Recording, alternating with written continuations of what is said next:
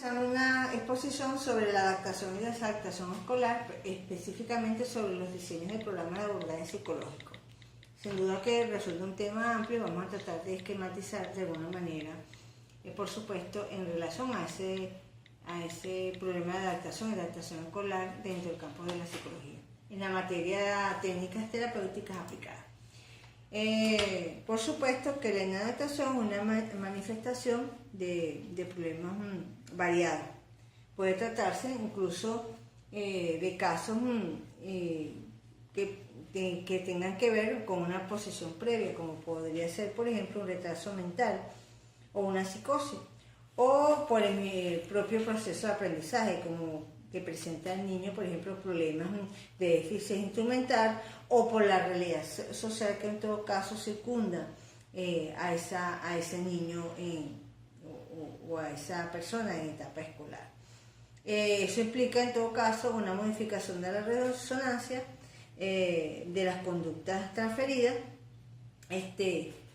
También podría ser, por ejemplo, los casos de fobia escolar. Ahora bien, ese niño, hace los 6 años, precisamente en la etapa escolar propiamente dicha, accede a un universo nuevo desde una doble perspectiva. Por un lado, el aprendizaje, el conocimiento cada vez más complejo en un sistema arreglado, pero también afectivo y social, porque es la separación de su medio familiar e integración a un grupo nuevo o heterogéneo.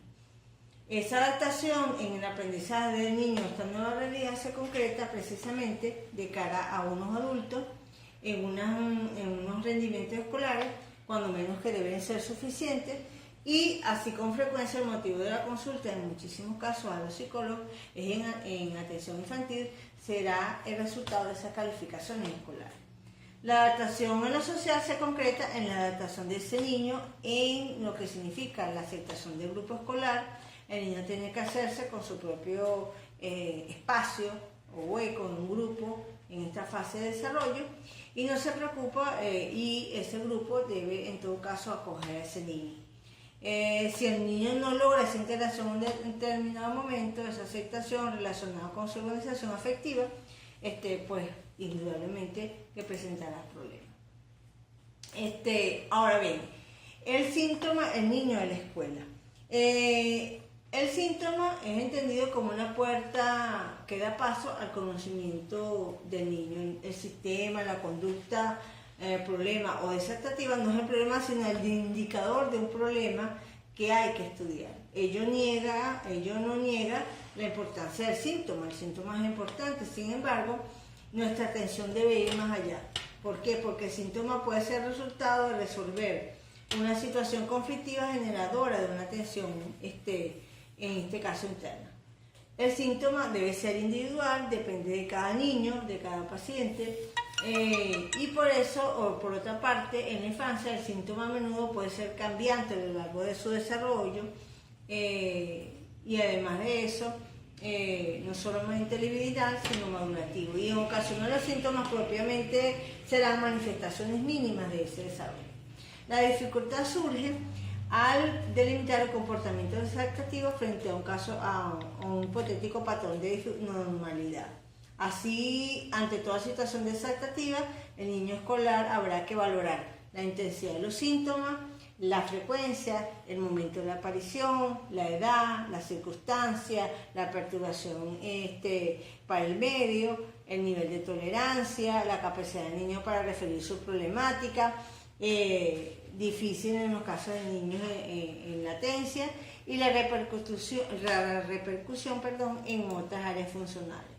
La intervención escolar es fundamental, no solamente en que enseñar al niño, sino a las personas o a los educadores docentes sobre las técnicas de observación y registro de las problemáticas escolar. En la multitud de ocasiones los profesores observan de forma directa o indirecta una serie de situaciones personales familiares en las que su intervención precoz puede evitar ocasiones, situaciones límites de crisis.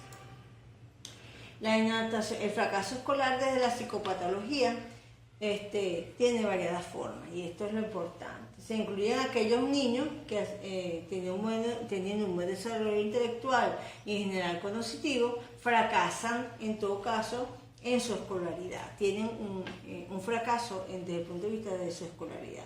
Son frecuentes los niños con cociente intelectual normal, sin anomalías en sus funciones psiconeurológicas o psicomotrices y sin embargo con alteraciones de personalidad que determinan en todo caso una inadaptación escolar, y a esto nos referiremos, y en muchas ocasiones un rendimiento bajo. El sistema escolar sería una sustitución de conflictos psíquicos. Puede adoptar varias formas, en términos generales vamos a hacer referencia a ello. Por ejemplo, una rotunda negativa escolar, aunque puede manifestarse solo en el medio escolar, a menudo también lo hace en el familiar. Frecuentemente se trata de una oposición que parece consciente. El principio de la escolaridad como un problema de separación, reacciona con cólera, enfrentamiento, desinterés hacia la clase. Hay que distinguirlo de la fobia escolar porque no aparece angustia. Durante la escolaridad, como reacción ante una herida narcisista, fracasa por ser poco dotado o estar a un nivel superior a los conocimientos básicos que posee. Puede estar englobado en una oposición caracterizada generalmente reactiva contra un medio familiar débil. La negativa escolar pasiva es una falta de apetencia e iniciativa que puede ser global o manifestarse preferentemente por todo lo que representa un aprendizaje. Una inapetencia ante lo que significa aprender dentro del colegio.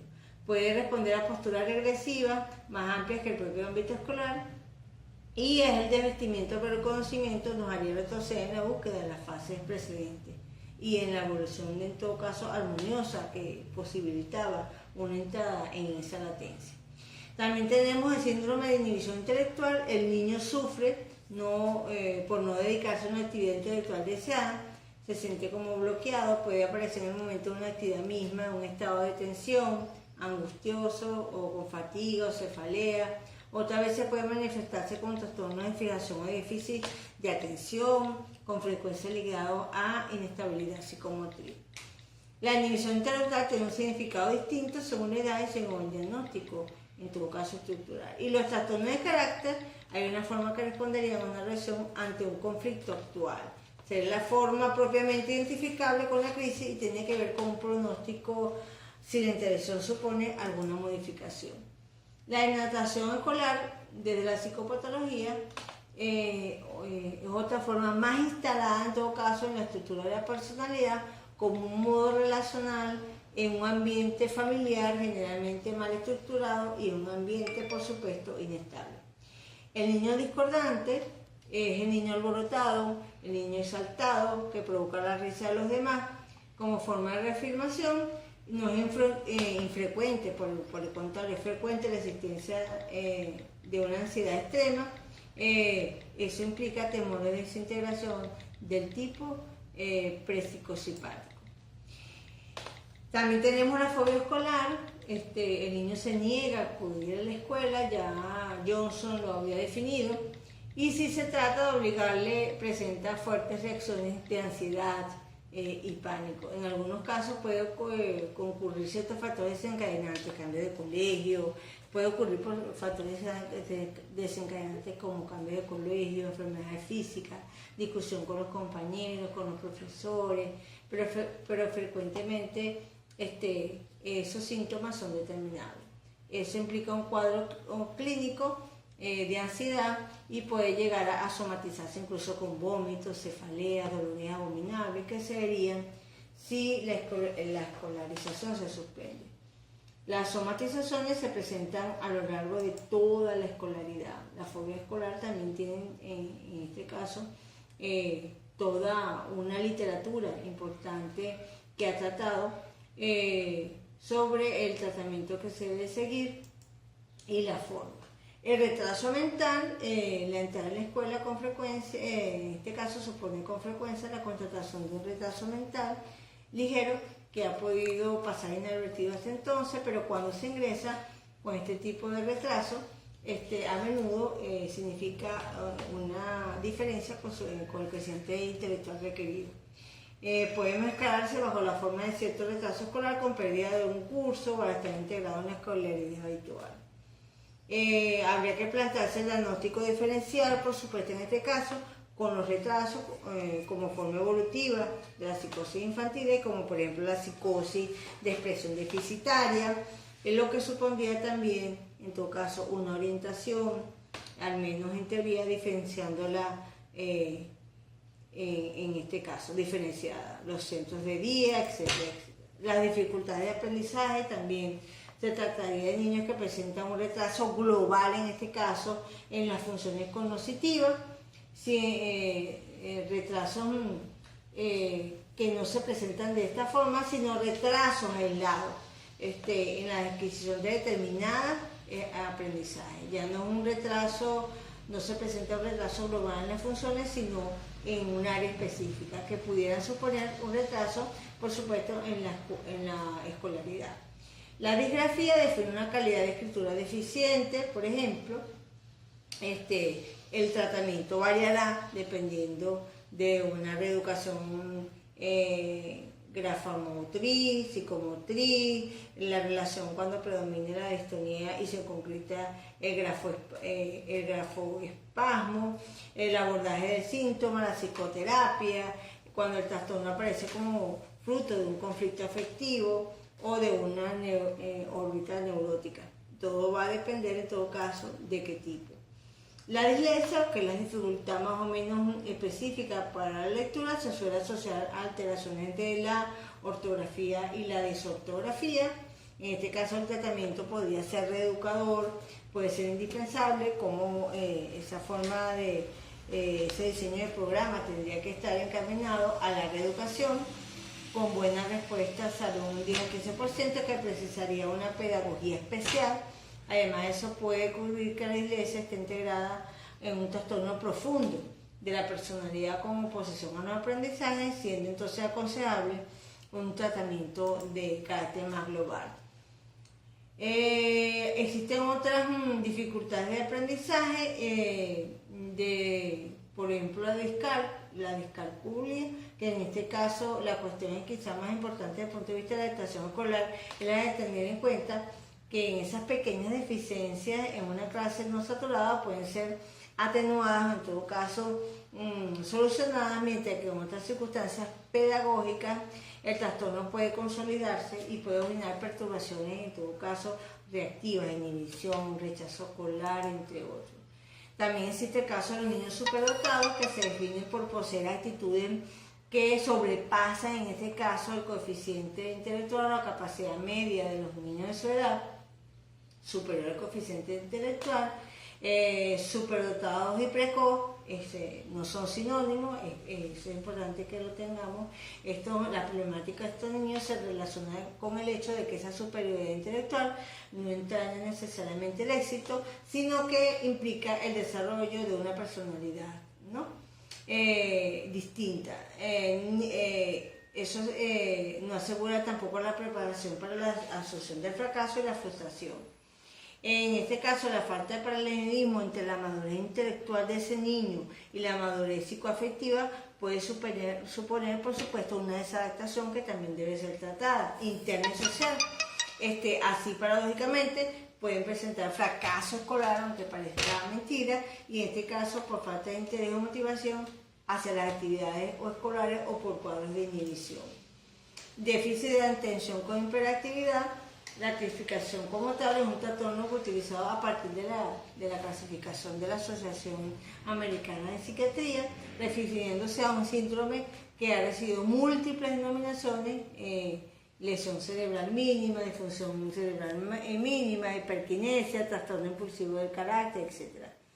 Es fundamental no adjudicar este síndrome a todos los niños movidos, bulliciosos, tremendos, como se llama.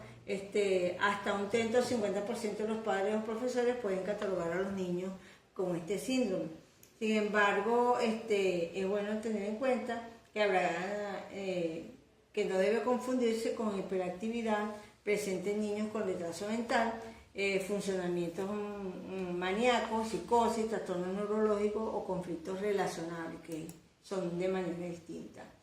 Quizá la cuestión más importante, no obstante, sea la tendencia actual a utilizar, en todo caso, este diagnóstico con extrema facilidad, y eso presuponiendo la existencia de una lesión neurológica no concretable.